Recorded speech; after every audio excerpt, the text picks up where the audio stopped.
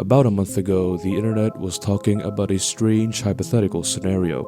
If 100 men and 1 gorilla were to fight, which one wins? It's certainly an interesting debate with both sides having good arguments, and it also got me wondering, what if instead of the gorilla, the 100 men were to be pitted against a Fishman from the One Piece series?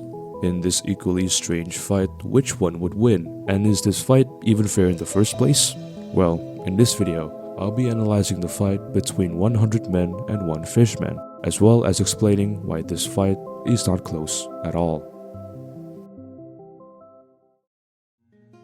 Before the video starts, I want to quickly mention that if you like any of the content that I post on this channel, consider clicking the subscribe button. It's completely free and you get more One Piece videos. Anyway, to properly analyze this hypothetical confrontation, we must first establish the combatants. On one side are the 100 men who are assumed to be average, unarmed human males, possessing typical human strength, endurance, and intelligence. They are not trained soldiers, martial artists, or individuals with extraordinary physical attributes, and their primary assets are their sheer numbers and the potential for coordinated action. On the other side is the 1 Fishman, who is assumed to be a standard mid-tier Fishman from the One Piece world, and not a legendary figure like Jinbe or a weak, underdeveloped individual either.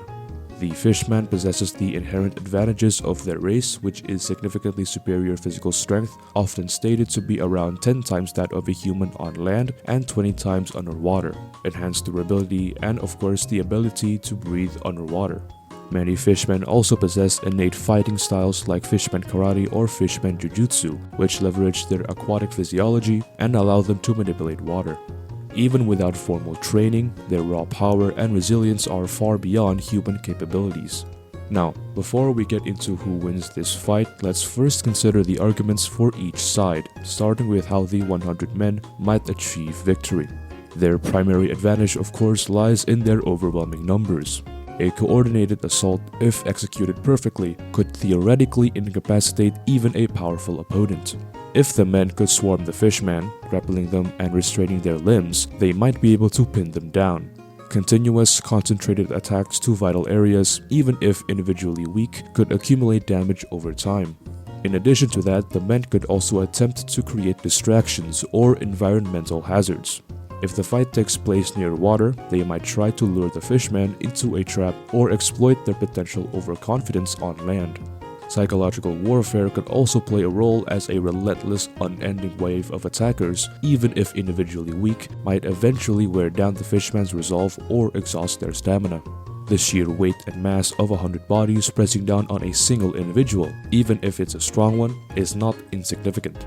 If they could maintain a tight formation and prevent the Fishman from breaking free, a war of attrition could theoretically favor the humans. However, the arguments for the Fishman's triumph are far more compelling and frankly overwhelming. The fundamental disparity in physical attributes is the most crucial factor at play here. An average Fishman's strength, even on land, allows them to effortlessly shatter stone, punch through solid objects, and send multiple humans flying with a single strike. One Piece has consistently demonstrated that even low-tier Fishmen can effortlessly overpower multiple armed human marines. A single punch from a Fishman could easily be fatal, or at the very least, shatter bones and incapacitate several men at once. This means that for every man who reaches the Fishman, there is a high probability of immediate incapacitation or death. Furthermore, a Fishman's durability is far beyond human norms. Ordinary blunt force trauma, which would devastate a human, might only be a minor annoyance to a Fishman. Their tough skin and resilient physiology allows them to withstand blows that would instantly kill a human. This negates the death by 1,000 cuts strategy to a significant extent, as the men's attacks would likely be ineffective in inflicting meaningful damage. Mobility and offensive capabilities further stack the odds in the Fishman's favor.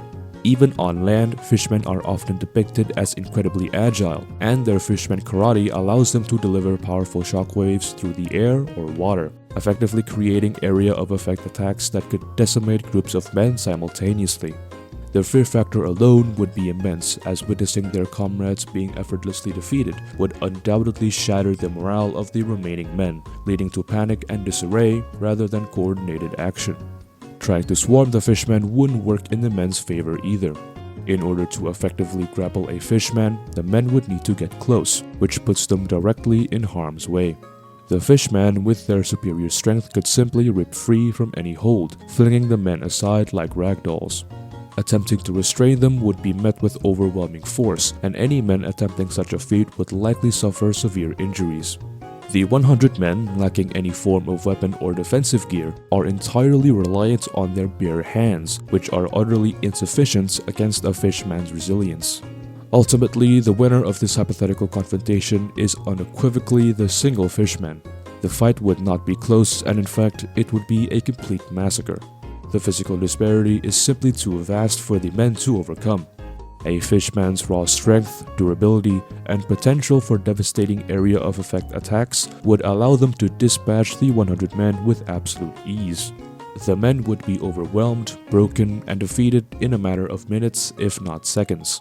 The only way I could possibly see the men have a chance of defeating the fishman is if the fishman is vastly weaker than average, or if they are extremely overconfident in their abilities. The initial charge of the 100 men might seem intimidating, but it would quickly devolve into chaos. The fishman would move through them like a bulldozer through a flimsy wall, incapacitating or killing several men with each movement. There would be no opportunity for sustained attacks, no effective grappling, and certainly no chance of wearing down the fishman. The fight would be a brutal demonstration of the inherent power differences within the One Piece world, and while the 100 men might possess courage and determination, these qualities are rendered irrelevant in the face of overwhelming physical superiority. The debate of 100 men versus one fishman is simply not a debate at all. It is a swift, one-sided annihilation. If you enjoyed the video, make sure to click the subscribe and like button. It'll be greatly appreciated, and comment down below what you think. Is this fight actually close? And what member of a race from One Piece could the humans defeat? Let me know in the comments. Anyway, I'll see you in the next video.